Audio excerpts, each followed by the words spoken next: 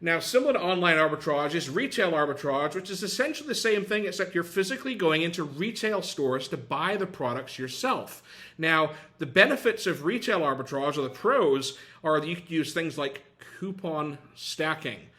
This is a great way to increase your profits by using coupon stacking in retail stores when you find that that store or that retailer has a coupon that you can use with another coupon to get an even better discount on your products. I won't get into that here, but it is a trick that a lot of retail arbitrage sellers use, and I've used myself.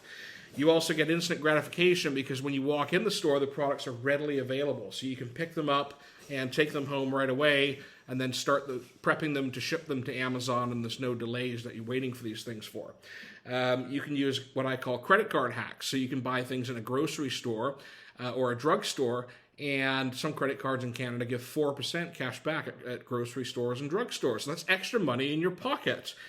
You can negotiate a better price. If you find there's a shelf full of products that are profitable, if you talk to the manager, they'll often give you an even better price if you take the entire shelf and clear out the shelf for them. You're doing them a favor. By its very nature, that's what arbitrage is. Taking a product that isn't selling in one market and finding a hot buyer in another market where it's selling like fire. You also have price matching. When you go to a retailer, if you can find a lower price elsewhere while you're in that store, you can ask to price match. Sometimes they'll match the price exactly, or they'll give you an extra discount over and above that other price, so that's extra profit to you. Little shortcut that you can use without even setting foot in the store initially is to scan local flyers. And you can use a barcode scanner on your phone or image recognition on your phone to recognize what products might be selling on Amazon based on the pictures in that either online or physical flyer. So that can give you a clue as to what's selling. One of the other pros to retail arbitrage is a lot of the sales might be local and specific to your region. So those deals aren't available to all the thousands of other sellers across the country. So there's some unique sale items that might be available to you locally. Now, the cons, of course, with retail arbitrage, and this is a big one, it isn't scalable. You're literally trading your time for dollars.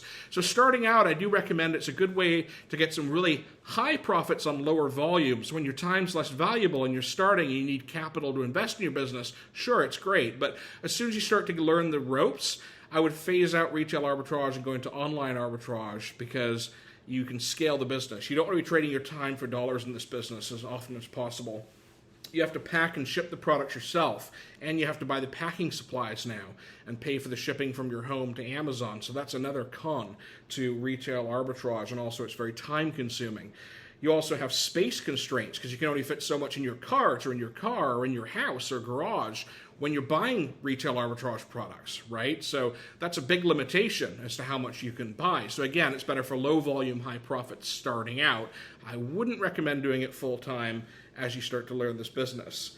Another problem you're going to run into, and this is actually quite common, when you go into several stores like Walmart or Costco, for example, they will have slightly different packaging and even different UPC codes to what that product normally has elsewhere. So you'll find a product and maybe the image recognizes that it's selling on Amazon, but the UPCs don't line up and the packaging's slightly different. Some people say, hey, just send it in anyway.